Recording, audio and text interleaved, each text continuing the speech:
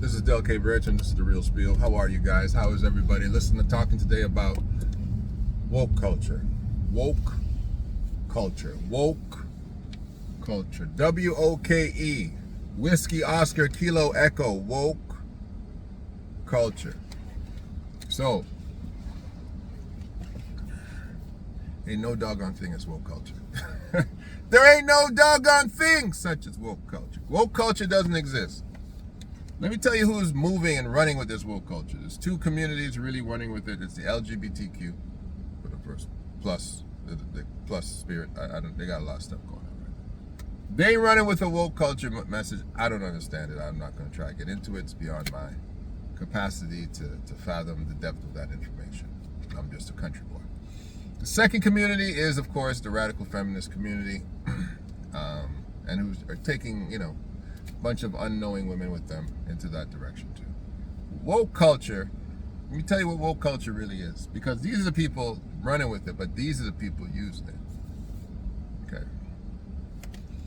What is happening now is that individuals, I ain't gonna say nobody's ethnicity, but folks who traditionally have a history of oppression and marginalization against other people are now captivated with this woke culture. And what they're doing is they're going backwards and trying to fix racism instituted by themselves. Very interesting. I heard about that there was a movement going back into literature, things like Mark Twain and other books that use, the N-word. And they were trying to rejig this thing, recapsulate it, repen it, to eliminate the racist overtones of some of their literature. Imagine that individuals were comfortable enough to not only create characters like Nigger Jim and utilizing other racial epithets. Not only were they comfortable doing that, that the academic community was comfortable taking those books and introducing them into literature, producing them as educational tools for all. And of course, we are sitting there reading authors like Mark Twain and others, and having to deal with the occasional slur that is directly pointed at our marginalization. So woke culture now is saying, oh, these things are terrible, they're heinous. And they're going after everybody who made an article, a cartoon, and everybody who depicted Africans in any kind of negative way, bones in their noses, over enlarged features of lips and things like that. They're going back and they're ripping those things off the shelves. They're taking back all of the editorial license that they afforded these racists and saying, this thing should not be so. You know what? It's funny to me because it's I can't give you points for fixing what you broke. I can't. It's good. I can say, I appreciate that you recognize that you broke that, but I can't really give you points for going back and unwinding stuff that you blew up. I can't do that. It's not really within me to give you a point for that. It's not really within me to say to experience a level of gratitude for that. If I have gratitude, it's probably more for God that, He's put you in a position to correct your wickedness, things that you did to others. But I'm not giving you points for that. No. Because the woke culture now seems to be a bunch of individuals who forget that they co-signed all of that evil, negative stuff. You co-signed all that stuff for years, decades. Your grandmother, your fathers, your mothers, you guys co-signed that stuff. That was who you were. And now all of a sudden, you're woke. And you're calling out things, right? Because you're trying to stay on the right side of history. and you've become, I've used this term before and I'm going to use it again, a new generation abolitionist, right? A new generation abolitionists, individuals that go and say, they have a moral conscience, and they say, things that we've done in the past were terrible and we should be part of the problem or part of the solution in fixing it. I agree with you. You guys are. You definitely are. But I'm not going to give you points for that. I'm not going to give you points for saying, you know what, we should have some decency. I can't do that. I can't do that, because what it does is it excuses you from the sins of your fathers.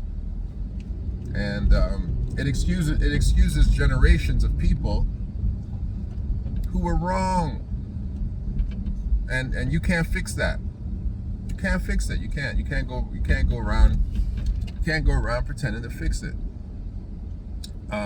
Because there are some things that are done, let me put it this way, that are emotionally unfixable. All you can do is continuously pay reparations to it. Because there's some things that when you put it out there, let me use these new age terms. When you put it out in the universe, you can't pull it back. You can't pull it back. How do you pull back years of systemic racism, oppression? How do you pull all that back? Building a country on the back of slavery and then telling the people that built it that you're not included. How do you pull that back? How do you pull back a 500-year head start? How do you pull that back? Well, we've had a 500-year head start on you, but we're trying to help you now. Oh my gosh, this is incredible, right? Now, to be fair, are there evils that have the capacity to be corrected and fixed in this season of our awakening? Absolutely. And it's good to see that some people are trying. It's good to see that some people are trying, and it's good to see that some people are making an effort to try. But it's still disheartening that it's some people. It's a some people conversation, right? It's still disheartening.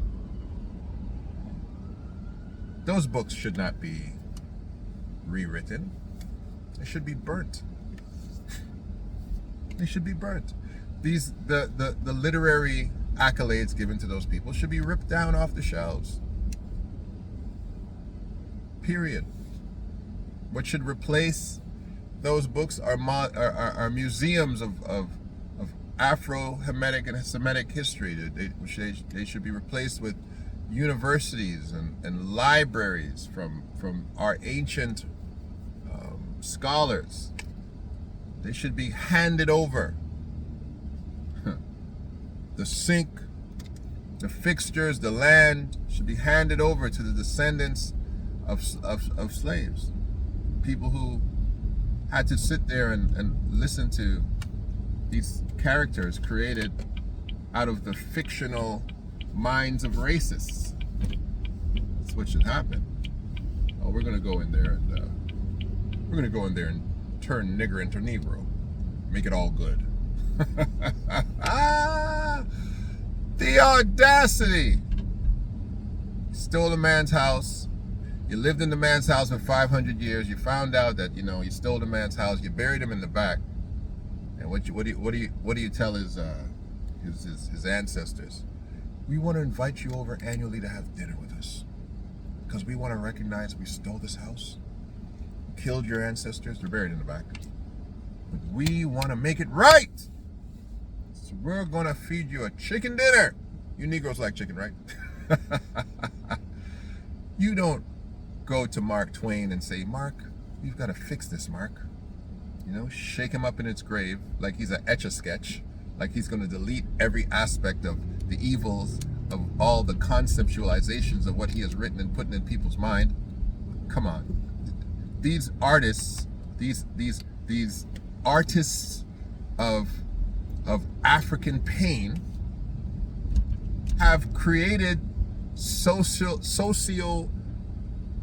let me say the word properly, have created psychological educational pathways in the minds of intellects for years. The echo and ripple and butterfly effects of all the things they've done have caused people to sit down and study and create ideology. You can't just change a couple of words of those, pull down a few books. This article we're gonna completely distance ourselves from this. It's terrible. Then because you know what you're gonna have on the other side? You have another bunch of people talking about, well, isn't this a breach of our freedom of speech? You're gonna have all sides of it. All right? Everybody has the right to say what they want. And they also have the right to be judged for what they say. Let me say that again, because that sounded like TDJ. Everybody has the right to say what they want, but they also have the right to be judged for what they say. And just because you said it 100 years ago, and the culture was different, if you're a racist son of a gun in the 1800s, you'd be a racist son of a gun today. If you're a nice, Christian in the 1400s, you'd be a nice Christian today. So that's all I wanted to say. You woke folk, you can't be woke and not be angry. Woke is angry. Do you know that? You can't be woke and have I just have a conscientious mentality to fix some of the things that my ancestors have done. Okay, thanks. I appreciate that. You get no points. Sorry, you get no points for that. You get 0 points. I'll still say thanks. Thanks. You're not a better human being because you have now realized and decided what your grandfather didn't recognize, is that we are humans as well. No points. 0 points.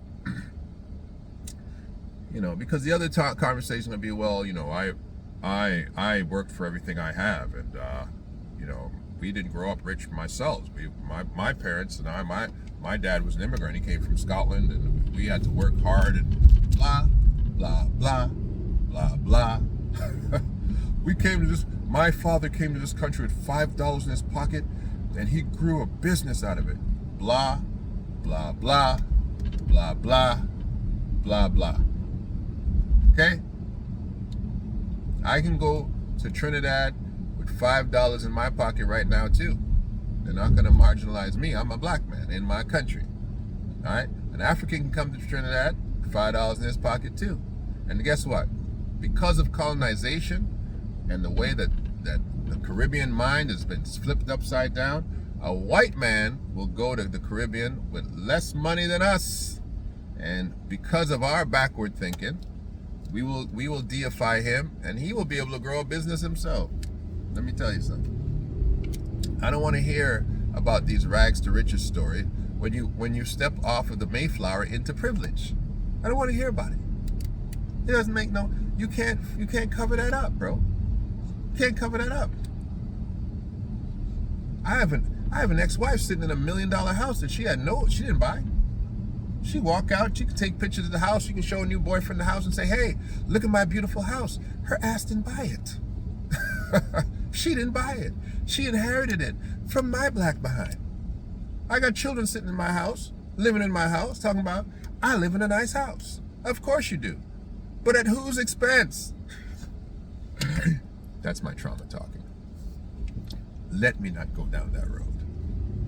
The woke culture is essentially individuals today that are trying to do the bare minimum to fix the things of their ancestors and the privilege that they currently live in. They are still swimming in the pools and still basking under the sunlight and sitting and sipping out of the streams of systemic success, generational wealth, and they are not going to remove themselves from those places of privilege while they take an eraser and erase nigger from somebody's editorial. But we thank you for it, and we appreciate you very much. This is Del K. Burton. This is your 15 minutes. Woke culture. We see you. Stay woke.